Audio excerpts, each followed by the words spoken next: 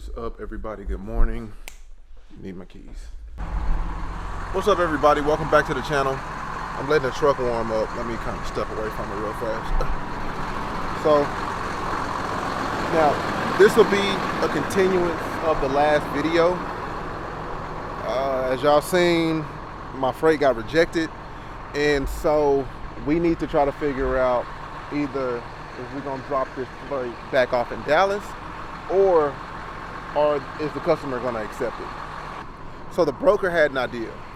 They want me to take this freight to a packaging company and have everything rewrapped.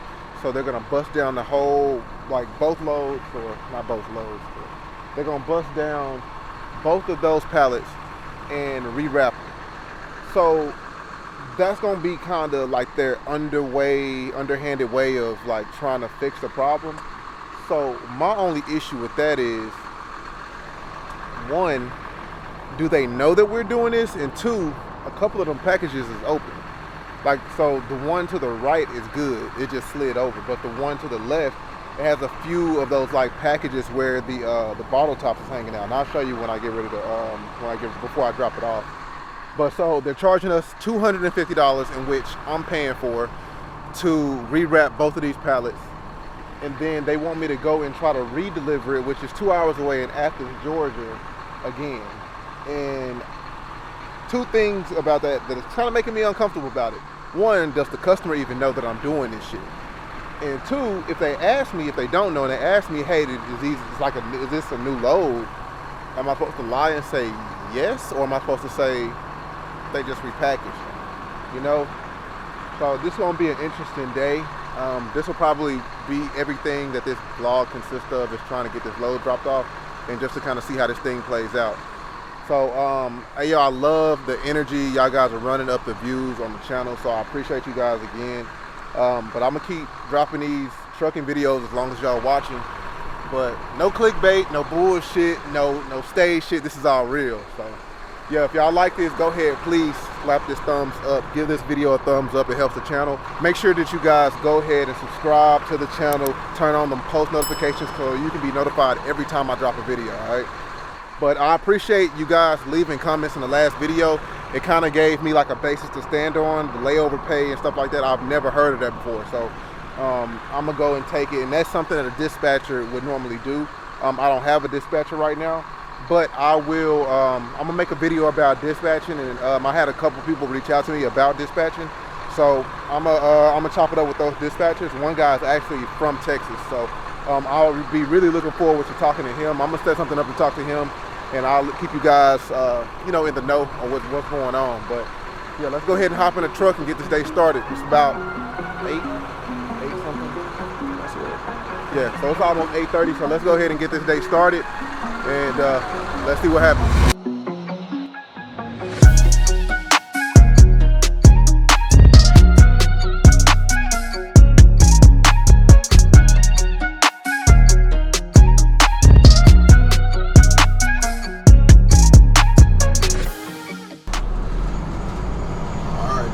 Here. Turn left. So even after I strap this shit down, it's still like shifted all the way over. But this is what I'm talking about. I don't see how they gonna fix those being out, because I doubt that you'll be able to use those, especially since it's food related.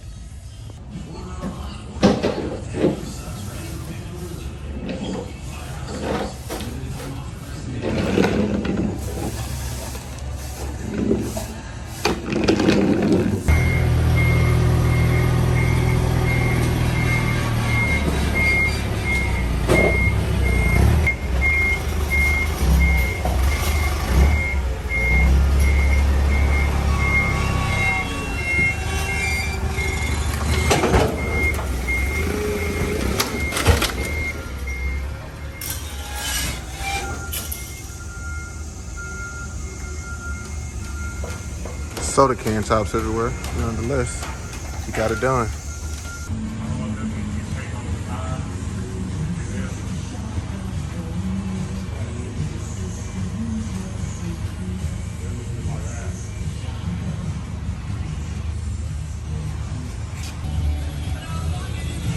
now that I'm looking at it, they put this on an oversized load.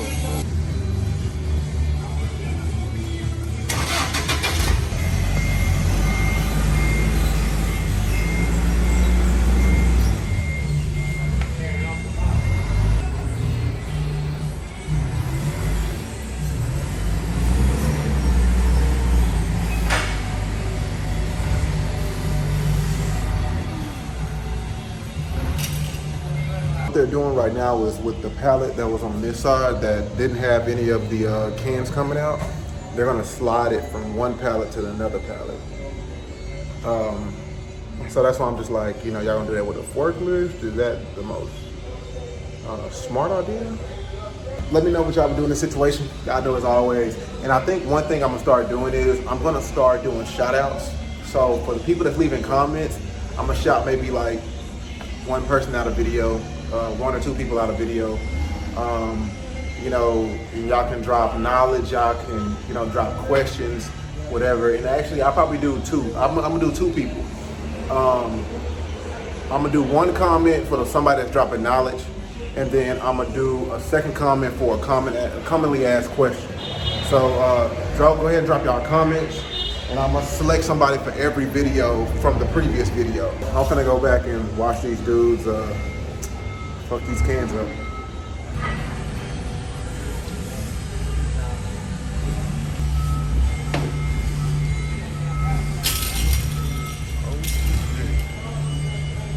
Y'all remember those wasn't even open. So now it's open. It's bust open now. I don't understand why they even did that. They should have just pushed that shit back. They should have just pushed it back on the same pallet and just rewrapped it better. I could have tied it down and just left it at that, but shit.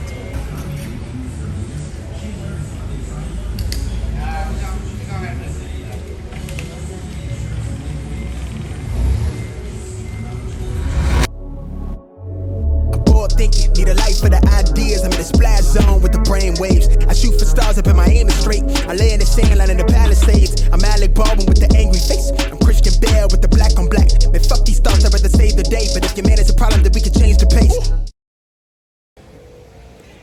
Made it back to Athens, man. Let's see if they take this load.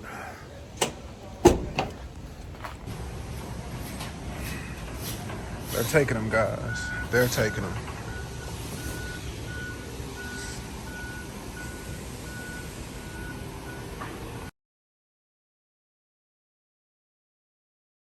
What's up, YouTube? So this is gonna be the recap from pretty much the load from hell, and this has been every bit.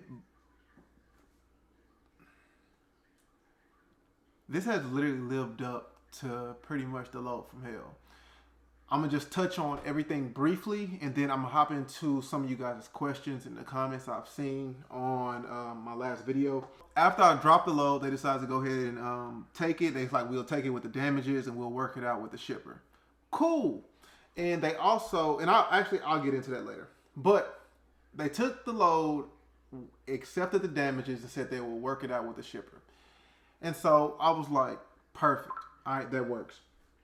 Now, from there, not only did I ain't gonna say I negotiated with them, but like I was like, hey, yo, look, I know y'all need this stuff because they're like the manufacturer. They put the fluid inside the cans, they seal everything up, and they ship them off to distributors. So, but from there, I talked to, I want to say like the shipping manager, owner, or whatever, and I was like, hey, yo, look, you need this. I really don't want to have to drive back to Dallas. I will if y'all don't want it, but I really don't want to. He was like, you know what? I know you've been through it. We've been dealing with this shit since Monday and it's Thursday. So we'll go ahead and take it off you. We'll just work it out with the shipper. Cool. So I called the broker back and I was happy as hell. I was like, hey, yo, bro, I talked to them into taking the load. So they're going to take it. And they're just going to, right on there, they accepted it with damages just in case they be like, no, and yada, yada. So cool, to cover their end. So he's like, okay, let's talk numbers. I go ahead and give him the breakdown. Hey, I need, detention pay for the layovers for the time that I was here and the time you guys were trying to work this stuff out, as well as I need, fuel for bringing it, taking it going back to Atlanta and then bringing it back to Athens, as well as the $250 I spent to get everything wrapped, right? That was out of my own pocket. So check this out.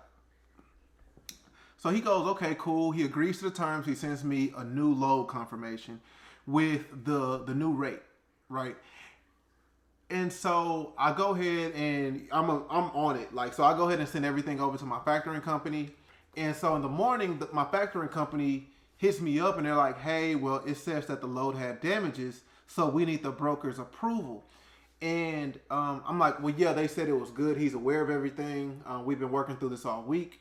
And I'll actually go ahead and I'll show y'all now the exact email chain. So, but basically, yeah, so she CC'd him and she was like, well, I still need to hear that from the broker. Cool, no problem. So again, she CC'd him in this email. And so this was earlier this morning. And so later in the day, you know, I start thinking about it. I'm like, hey, I'm about to go ride horses. And so I'm like, hey, I wonder, did he ever respond back? Because, you know, I'm trying to get paid. So I go back and look in the email chain. I'm like, he didn't respond. So I call him up. And I'm like, hey, what's up, man?